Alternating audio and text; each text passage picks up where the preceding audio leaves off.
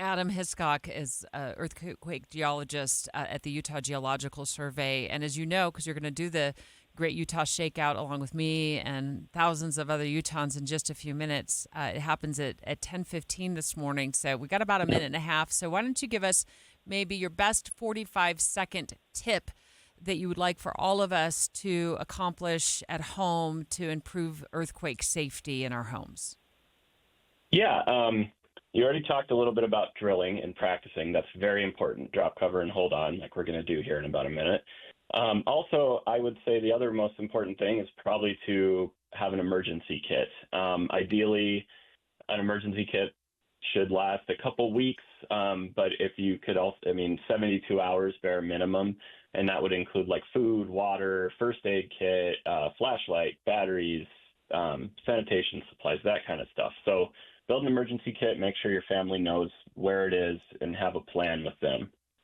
Is it fair to say it is unlikely that the building that you're in or the home is going to come crashing down on you, but it is entirely possible that things will jar loose and come down maybe in chunks versus the entire home or building? It really depends on how old of a building you're in. We have a lot of unreinforced masonry homes in Utah that are pretty unsafe. If you're in newer construction, it's less likely the whole building's going to come down. So as always, just making sure things are secure is like the best way to start. Well, Adam, we appreciate you taking the time. We'll let you, now that we've got like 5 seconds left before the beginning of the Great Utah Shakeout. Thank you so much for joining us, earthquake geologist at the Utah Geological Survey. But as you heard him say, there's a 40% chance that in the next 50 years that we will have the big one hit us and what that looks like. So it is now 10:15, folks. It is time for the Great Shakeout, the Great Utah Shakeout. So what you're supposed to do right now, drop, cover, and hold on. So go ahead and find a place where you can drop down. Debbie is actually dropping, covering, and holding on as we speak, as oftentimes we've done this over the years. Debbie, walk us through. Hi, Dave. How's it going? I walked out very calmly to the newsroom, and now I am hiding under the producer desk pod. I'm dropped, I covered, and I'm holding on with one hand. According to the Great Utah Shakeout earthquake safety sheet, you hold on with, let's see, it says hold on with one hand. And then if you don't have an area to hold on to, they say, like, make sure you cover your neck and your head, because I'm under a desk right now. So thankfully, we don't feel any ground shaking today because this is just a drill. But also, I thought this was interesting on the Great Utah Shakeout website. They say if you use a walker or a wheelchair, lock your wheels, because that'll help keep you in place. And then carefully, as low as possible, bend over, cover your head, cover your neck with your arms, grab a book and cover your head, or even a pillow. So you've got the drop, cover, hold on. If you're in a walker or a wheelchair, you lock your wheels, cover, and then hold on.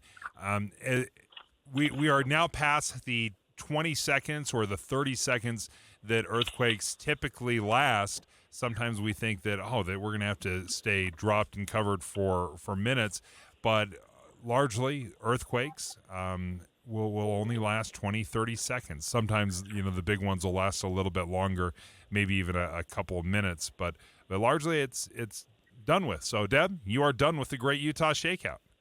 Well, here's the deal now. I am slowly and calmly walking out of the building because I'm going to evacuate. And I just want to give everybody a word of warning. When you get up from your drop, cover, and hold on position from under your desk, don't do what I just did and bang your head on the top of the desk. So there you go. I heard a thump. I wasn't sure where that came from. Did you hear me say ow?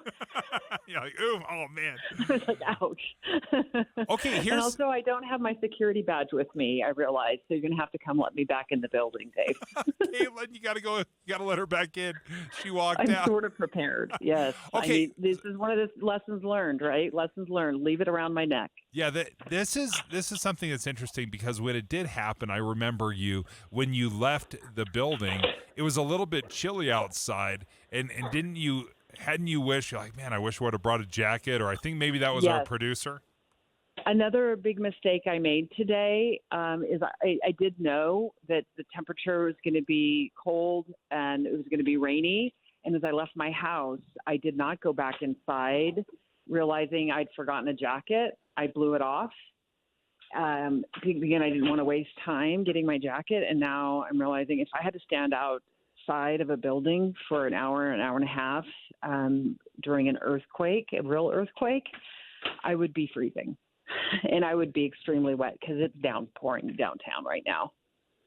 I was thinking about the 72-hour kit, and so many of us have these 72-hour kits. But one thing that I absolutely do not have, I don't have any kind of a go bag at work.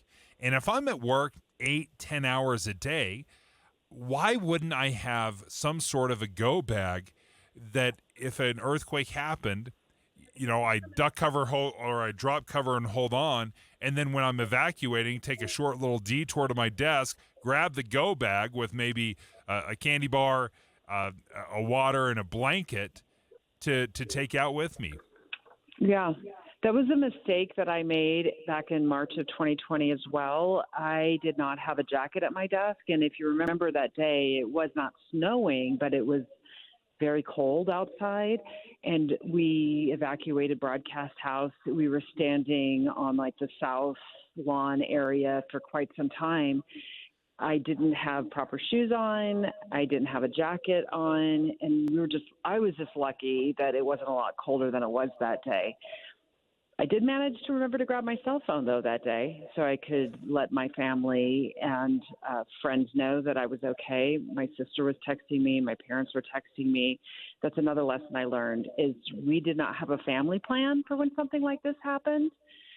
So I didn't have anybody lined up out of state to have my kids call or text to let them know they were okay as well. Like, you know what I mean? Like a central person lined up who knew, like, hey, if there's an earthquake in Utah, we're prone to earthquakes or the potential for them, that you will be our point of contact as a family. And part of the reason that would be so crucial is because we all may be free at different times. Perhaps we have service and services coming in and out, but if we can call that one central person, then we're golden, right? We can call them, say, hey, listen, I'm doing fine. I'm here in Syracuse. Have everybody meet me here, or we're all going to travel to Salt Lake, whatever it might be, whatever your game plan is. But when we had this training with my kids, it was when my kids lived in the house. What do I do now with my married children and their in-laws? What are their plan? Is their plan different now than mine? What's the expectation? I'm back. Woo. I'm back in studio. It was close.